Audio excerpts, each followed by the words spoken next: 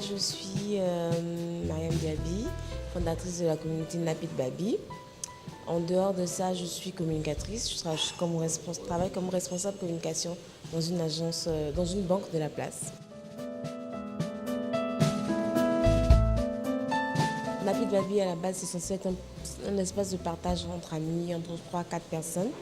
Je venais de rentrer de Paris, j'avais les cheveux coupés et j'avais du mal à trouver des endroits où je pouvais entretenir mes cheveux crépus sans avoir comme option principale le défrisage ou le démêlage. Donc j'ai créé un petit groupe sur Facebook pour réunir 2 ou 3 amis qui étaient ici pour qu'on échange sur les bonnes astuces, les bonnes adresses. Et ce qui s'est passé, c'est que ces amis ont rajouté d'autres amis qui avaient les mêmes problèmes, qui ont rajouté d'autres amis et finalement on s'est retrouvés rapidement. Aujourd'hui, on est à un peu plus de 11 000 personnes.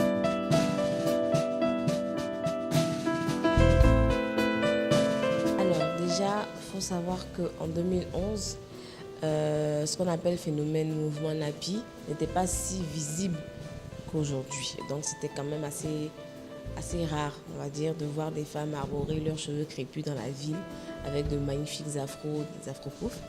Aujourd'hui, c'est plus qu'au courant. On les aperçoit même sur les affiches publicitaires, dans les publicités TV. Ça veut dire qu'on a quand même eu un impact et qu'aujourd'hui, les femmes ont plus de facilité à montrer et à affirmer ce côté naturel qu'elles ont. Qu'est-ce qu'on espère pour les années à venir? C'est qu'il y a encore plus de visibilité peut-être, mais encore un peu plus que ce soit un peu plus naturel et normal.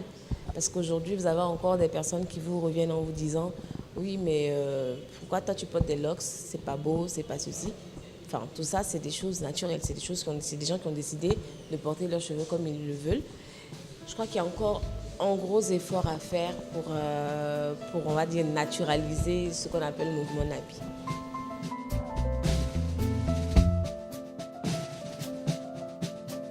Alors, la première contrainte, c'est la volonté de la personne. Être naturel, c'est accepter déjà comme on est. Donc, la première influence qu'on a, justement, c'est ce que vous appelez le regard des autres. C'est ce que ça a comme impact sur la propre visibilité de la personne.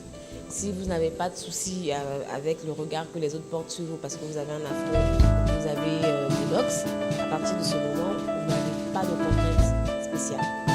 Est-ce qu'aujourd'hui, on peut dire qu'il y a un manque de produits en Côte d'Ivoire? Non. Les grandes marques internationales sont en train de s'installer les unes après les autres. On a aussi des marques locales qui font des produits de très bonne qualité, accessibles. Donc, et surtout, il ne faut pas oublier que quand on parle naturel, on met aussi l'accent sur des choses qui sont disponibles là dans nos marchés, dans nos maisons. Des choses comme du miel, du citron, des œufs, du beurre de karité qu'il y a dans pratiquement toutes les maisons, qui rentrent facilement dans des routines de soins quotidiennes. Je pense que non, il n'y a pas, en termes d'accessibilité de produits, non, il n'y a pas cette contrainte-là non plus. En termes d'espace disponible pour entretenir les cheveux, c'est encore le plus gros défi qu'on a à relever. Il existe des centres capillaires ou des salons de beauté qui affichent le petit mot Napi à la porte pour attirer la clientèle, mais qui n'ont pas forcément les compétences nécessaires. En fait, vous allez rentrer dans un salon, mais au bout de 30 minutes, vous avez la cliente qui est vraiment assez énervée parce que la personne qui est censée prendre soin de ses cheveux n'a pas les bons gestes, tire sur les cheveux ou ne sait pas, les peigne à sec. Enfin, vous avez beaucoup de choses comme ça qui font que, évidemment, la compétence est manquante. Et ça, c'est le plus gros échec qu'on a encore sur le terrain.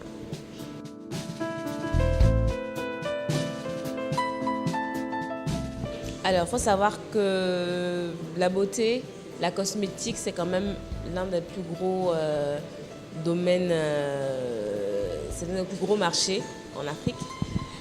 C'est vrai que la femme ivoirienne, la femme africaine, ouest africaine, centrafricaine, Afrique du Sud en général, sont des femmes qui investissent beaucoup d'argent dans la beauté, que ce soit dans l'apparence physique, que ce soit dans l'entretien de la peau, l'entretien du cheveu, voilà.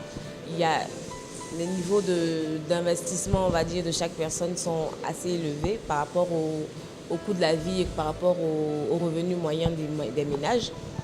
Donc c'est un secteur qui est porteur. C'est pour ça aussi que les grandes marques, comme je dis, s'installent de plus en plus en Côte d'Ivoire. Donc c'est que je dis qu'il y a de l'argent et qu'il y a beaucoup d'opportunités.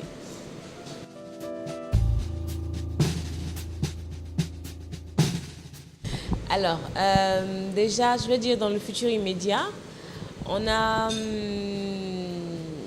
va certainement, très très certainement ouvrir le premier centre capillaire by Napi de Babi. Donc, ce sera un centre destiné évidemment à la communauté, donc pour le soin et l'entretien du cheveu crépus. Des centres à coût accessible qui vont aussi s'ouvrir, se multiplier dans l'ensemble des communes d'Abidjan avant de se déporter vers l'intérieur. Donc, en termes de proximité aussi. Ça, c'est le premier projet qui va être mis en œuvre rapidement.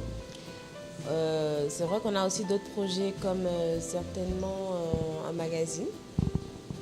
Et pourquoi pas un pied dans la production de lait capillaire, de crème, enfin de produits qui seront adaptés à la communauté.